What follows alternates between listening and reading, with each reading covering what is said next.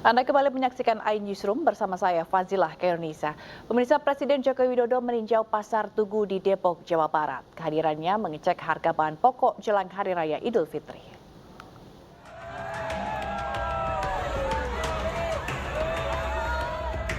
Presiden Joko Widodo didampingi Menteri BUMN Erick Thohir mengunjungi Pasar Tugu Depok, Jawa Barat.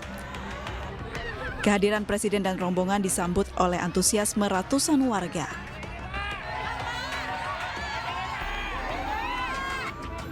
Dalam kunjungan ini, Presiden melihat ketersediaan bahan pokok dan harga bahan pokok jelang Hari Raya Idul Fitri. Jokowi juga mendatangi kios-kios bahan pangan dan memberikan paket sembako dan bingkisan kepada warga yang ada di Pasar Tugu. Harga bahan pokok di Pasar Tugu Depok, Jawa Barat cenderung stabil, bahkan ada beberapa bahan pokok yang harganya mengalami penurunan. Di Pasar Tugu Depok ini cek terakhir, minggu terakhir harga bahan pokok seperti apa? Saya lihat bagus semuanya. Bawang merah bagus, telur turun, kemudian bawang putih stabil, ayam juga di angka 32, 35 juga stabil, yang belum turun memang beras. Jadi saya sudah mintakan Bulog Bapak tarifnya. Presiden telah memerintahkan Kepala Bulog untuk menjaga pasokan beras di pasar untuk menjaga ketersediaan jelang Hari Raya Idul Fitri 2023.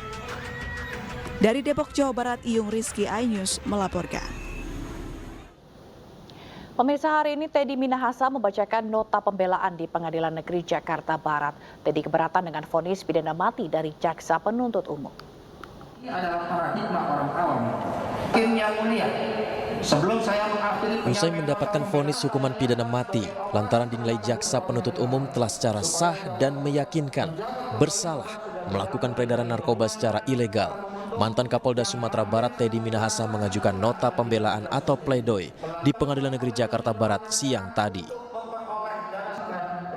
Pihak Teddy mengungkap banyak kejanggalan dalam proses hukum, termasuk penggunaan alat bukti screenshot WhatsApp dan foto-foto yang dianggap tidak bisa dijadikan alat bukti yang sah, sehingga patut dipertanyakan berita acara dalam persidangan. Hingga akhirnya pihak kuasa hukum merasa surat tuntutan tidak bisa diterima. Tersebut itu melanggar Undang-Undang ITE pasal 5 dan 6 dan oleh karenanya alat bukti tersebut tidak sah. Karena alat bukti tersebut tidak sah, maka berita acara pemeriksaan saksi fakta tersebut juga tidak sah karena diambil dari alat bukti yang tidak sah. Karena dalam perkara ini semua chat WA, WhatsApp tersebut hanya difoto, bahkan jari penyidik kelihatan. Padahal menurut Undang-Undang ITE harus keseluruhan, harus utuh, dan harus digital forensik dulu. Dalam persidangan, Teddy juga mengaku keberatan dengan tuntutan hukuman mati yang dijatuhkan Jaksa Penuntut Umum karena tuntutan tersebut tidak mencerminkan rasa keadilan.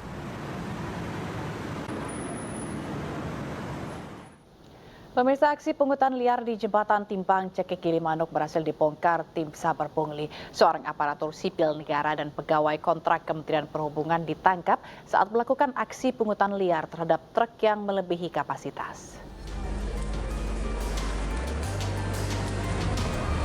Dua tersangka pungutan liar, masing-masing seorang ASN dan pegawai kontrak Kementerian Perhubungan berinisial IGPN dan IBRS, ditangkap tim Saber Pungli Selasa kemarin saat melakukan aksinya memungut uang ke sejumlah sopir truk di Jembatan Timbang Gilimanuk, Jembrana. Modusnya kedua pelaku mengarahkan truk yang melintas untuk masuk ke Jembatan Timbang. Jika ditemukan truk melebihi kapasitas muatan dan melebihi dimensi, mereka akan meminta sejumlah uang kepada sopir truk agar tetap bisa melanjutkan perjalanan. Besaran uang yang dipungut rata-rata Rp20.000 hingga ratusan ribu rupiah, tergantung jenis pelanggaran yang ditemukan. Uang pungutan liar yang terkumpul selanjutnya diserahkan ke Komandan Regu untuk dibagikan kepada anggota yang bertugas. Ini terjadi lagi karena hukumannya cukup berat.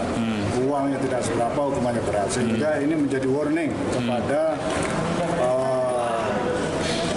segenap masyarakat untuk tidak melakukan hal-hal yang dapat merugikan diri sendiri, khususnya bagi penyelenggara negara maupun pihak-pihak atau oknum-oknum tertentu yang melakukan pungutan secara tidak sah dapat pidana. Kedua tersangka terancam pidana penjara hingga 20 tahun sesuai Undang-Undang Republik Indonesia Nomor 31 Tahun 1999 tentang tindak pidana korupsi. Dari Denpasar, Bali, Indira Ari, iNews melaporkan. Pemirsa, usai jeda akan ada rekan kami Nadia Raisa yang akan mengajak kita menikmati kuliner untuk berbuka puasa di warung sate dan tongseng Pak Budi, Duren Sawit, Jakarta. Tetaplah bersama kami.